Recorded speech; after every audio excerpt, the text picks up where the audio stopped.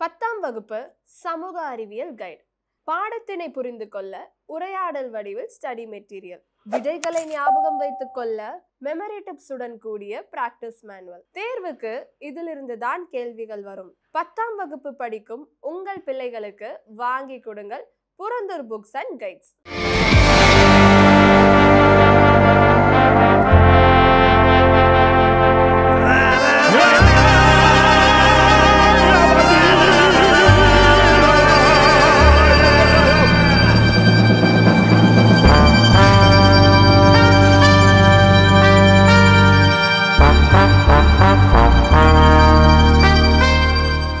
Hi hello guys, நான் பூபேஷ்.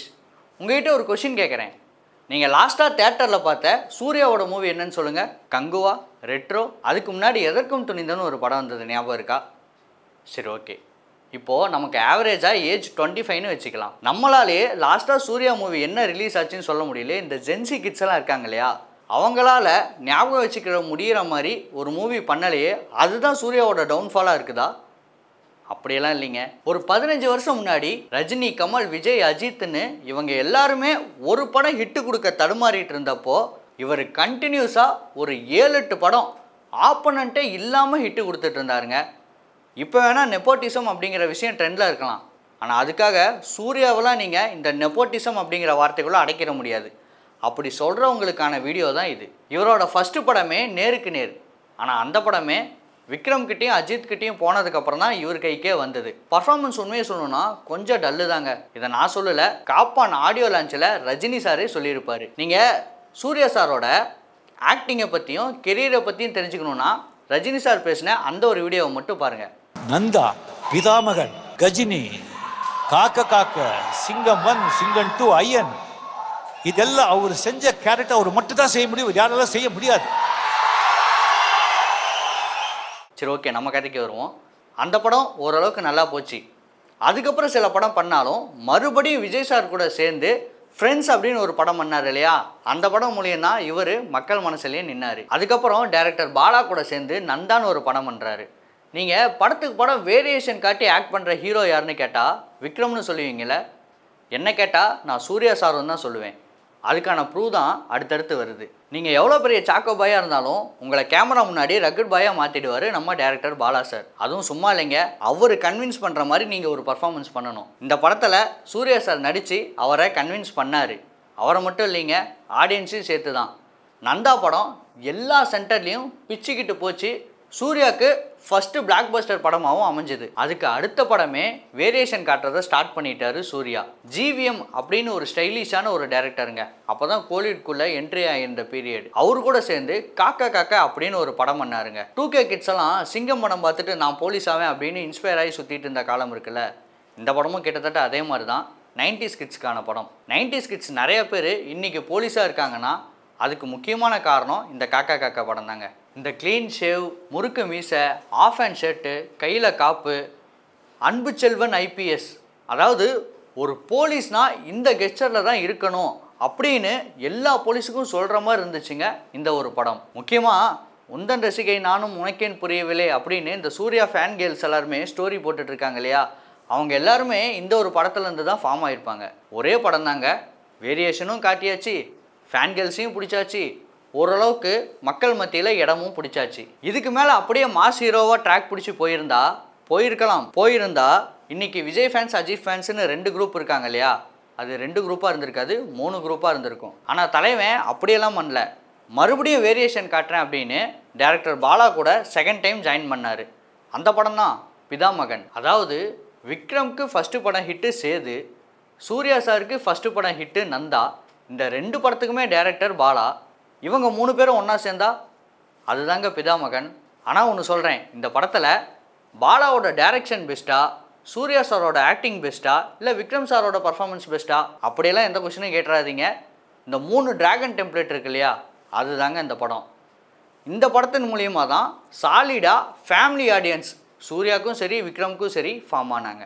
அழுக்கு சட்டை, முழங்கால் வரைக்கும் பேண்ட்டு, சீவாத பரட்ட தலை, இதுதாங்க பிதாமகனில் இருக்க சக்தி. ஆனால் அங்கேருந்து மறுபடியும் ஒரு வேரியேஷன் காட்டினார் கோட் ஷூட்டுக்கு நம்ம சஞ்சய் ராமசாமிங்க. நிஜமாலுமே சொல்கிறேன், அந்த படம் பார்க்குறப்போ ஏதோ நிஜமாலுமே ஒரு கம்பெனியோட சிஇஓ தான் வந்து ஒரு கேமியோ பர்ஃபார்மன்ஸ் கொடுத்துருக்காரு அப்படிங்கிற மாதிரி இருக்கும். அப்படி ஒரு ப்ரொஃபஷ்னலிசம் அந்த ஒரு சஞ்சய் ராமசாமி அப்படிங்கிற கேரக்டரில். நான் படத்துக்கு படம் வேரியேஷன் காட்டுறவன் இல்லைடா, ஒரு படத்துல 2 வேரியேஷன் கூட காட்டுவேன் அப்படின்னு மெமரி லாஸ் பேஷண்ட்டாகவும் ஒரு வேரியேஷன் காட்டியிருப்பார், நம்மளையும் கன்வின்ஸ் பண்ணியிருப்பார். விக்ரம்க்கு அருள் சாமி அப்படின்னு படம் பண்ண ஹரிக்கிட்ட போயிட்டு வேல் 6 அப்படின்னு ஒரு 2 படம் பண்ணி ஃபேமிலி ஆடியன்ஸை கொஞ்சம் இன்க்ரீஸ் பண்ணிக்கிட்டாரு. அதுக்கப்புறம் நம்ம செகண்ட் டைம் ஏதாவது ஒரு டேரக்டர் கூட ஜாயின் பண்ணோம்னா அந்த படம் ஹிட் ஆகுது அப்படின்னு தெரிஞ்சுக்கிட்ட சூர்யா மறுபடியும் செகண்ட் டைமாக ஜிவிஎம்மை கூப்பிட்றாரு. One of the cult classic படம் ஒன்று 2 பேரும் சேர்ந்து ப்ரெசென்ட் பண்ணுறாங்க. நீங்கள் சூர்யா ஃபேன்ஸ் மட்டும் இல்லைங்க, வேறு யார்கிட்ட கேட்டாலும் சரி சூர்யாவோட பெஸ்ட்டு படம் அப்படின்னு கேட்டால் இந்த வாரணம் ஆயிரம் தான் சொல்லுவாங்க. இந்த படத்துக்கு வாரணம் ஆயிரம் அப்படிங்கிற டைட்டில் ஏன் வந்துச்சு தெரியுமா?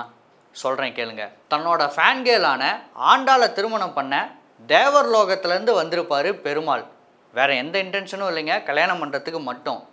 நம்ம படத்தில் ஹீரோ இங்கே இருக்குடா அமெரிக்கா அப்படின்னு சொல்லிட்டு மேகனாவை பார்க்க அமெரிக்காவுக்கு போகிறாரு.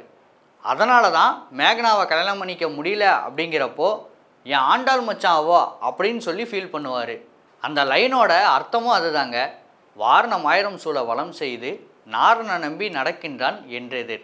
இப்படி ஒரு கல்ட்டான படத்தை எழுதின ஜிவிஎம் இதை சூர்யாவால் மட்டும்தான் பண்ண முடியும்னு அவர்கிட்ட இந்த ஸ்கிரிப்டை எடுத்துகிட்டு போகிறாரு. அவரும் ஓகே சொல்கிறாங்க. இந்த படத்தில் ஒரு மேஜிக் நடக்குது. நான் சத்தியமாக சொல்கிறேன், இந்த படத்தை பார்த்துட்டு ஒரு 3 விஷயம் கற்றுக்கிட்டேங்க. எப்படி லவ் பண்ணணும், எப்படி ஒரு அப்பாவாக நடந்துக்கணும், ஃபஸ்ட்டு ஜிம்முக்கு போகணும். இந்த 3 விஷயமும் நான் கற்றுக்கிட்டேன். 2008 இந்த படத்தை மொத்தம் 40 லொக்கேஷனில் டைரக்ட் பண்ணியிருக்காங்க. இன்னும் வேரியேஷன் முடியலைங்க. துருன்னு இருக்க காலேஜ் பையன் தேவா, சர்க்கஸில் வேலை செய்கிற அரவிந்த், சைனா வரைக்கும் போய் ஆண்ட நம்ம போதி தர்மர், மறுபடியும் காக்கி சட்டை போட்ட துரசிங்கம்னு படத்துக்கு படம் வேரியேஷன் தான். வான என்ன அவங்க அப்போன்ட்டு சொத்தா அப்படின்னு கேள்வி கேட்ட இடத்துல பல ஆண்டர்பிரனர் உருவானாங்க. 3 மணி நேரம் படம்லாம் எனக்கு வேணாம், வெறும் 3 நிமிஷம் கூட கிளைமேக்ஸில் வந்து நான் கலக்கிறேன் அப்படின்னு ரோலெக்ஸ்னு ஒன்று பண்ணாருங்க. இன்றைக்கி இந்தியா முழுக்க அந்த படத்தோட சீக்குவலை தான் கேட்டுட்ருக்காங்க. இவரோட பேனரில் வர எந்த படமாக இருந்தாலும் சரி கண்ணை மூடிட்டு நீங்கள் ஃபேமிலியோடு போகலாம். ஜெய் பீம், பொன்மகள் வந்தால், உரியடி 2 இந்த மாதிரி தரமான படத்தை கொடுக்க இவர் எப்போவுமே தயங்கினதில்லை. பொன்மகள் வந்தால் படத்துக்கு ரிலீஸ் அப்போ நிறைய பிரச்சனை வந்தது. அப்போது ப்ரொடியூசர் ஜோதிகா அப்படின்னு இருந்ததை மாற்றி ப்ரொடியூசர் ஜோதிகா சூர்யா அப்படின்னு மாற்றினாருங்க. நல்ல படம் ரிலீஸ் ஆகிறதுக்கு நான் எப்போவும் என் ஒய்ஃப்க்கு சப்போர்ட்டாக நிற்பேன் அப்படின்னு இவர் எடுத்த முடிவு அன்றைக்கி பெருசாக பேசப்பட்டுச்சு. என்ன ஒரு மேன்லியான மூவில். இன்றைக்கி இவரோட படம் கொஞ்சம் தடுமாறுதுன்னா அதுக்கு 100% டெக்னிக்கல் வைஸாவோ இல்லை ஸ்டோரி வைஸாவோ அந்த படம் டல்லாக இருக்குமே தவிர இவரோட பர்ஃபார்மன்ஸ்னால அந்த படம் டல்லாக போயிடுச்சு அப்படின்னு சொல்லிடவே முடியாதுங்க. இவரோட பர்ஃபார்மன்ஸுக்கு பெஸ்ட்டு எக்ஸாம்பிளே வாரணம் ஆயிரம், சூரரை போற்று, ஜெய் பீம் இந்த மாதிரி நிறைய படத்தை சொல்லலாம். இன்னும் அண்டர் ரேட்டடாக 24, NGK இந்த மாதிரி படமும் இருக்குது. அதை பற்றி பேசணுன்னா இன்னொரு வீடியோ தான் வேணும். நீங்கள் யாரோட ஃபேன் பாயாக இருந்தாலும் இவருக்கு மட்டும் ஹேட்டராக இருக்கவே முடியாது. இவர் எப்போ கீழே விழுந்தாலும் இவருக்கு சப்போர்ட்டாக இவரோட ஃபேன்ஸ் நிற்கிறதுனால தான் இவர் தன்னோட ஃபேன்ஸ் எல்லாத்தையுமே அன்பான ஃபேன்ஸ் அப்படின்னு சொல்கிறாரு. அதனால தான் இவர்கிட்ட ஆட்டோகிராஃப் வாங்க வர ஃபேன்ஸ் எல்லாத்தோட நேமையும் கேட்டு அவங்களோட நேமோட தான் இவர் ஆட்டோகிராஃபே போட்டு தருவாராம். இவர் இப்போது தன்னோட 50வது வயசை தொடராருங்க. இவருக்கு நம்ம டூரிங் டாக்கீஸ் சார்பாக வாழ்த்துக்கள். பரபரப்பான சினிமா செய்திகள், நட்சத்திரங்களின் பேட்டிகள், சினிமா வரலாறு ஆகியவற்றை பார்க்கவும் படிக்கவும் உங்களுக்கான இணையதளம் touringtalkies.co.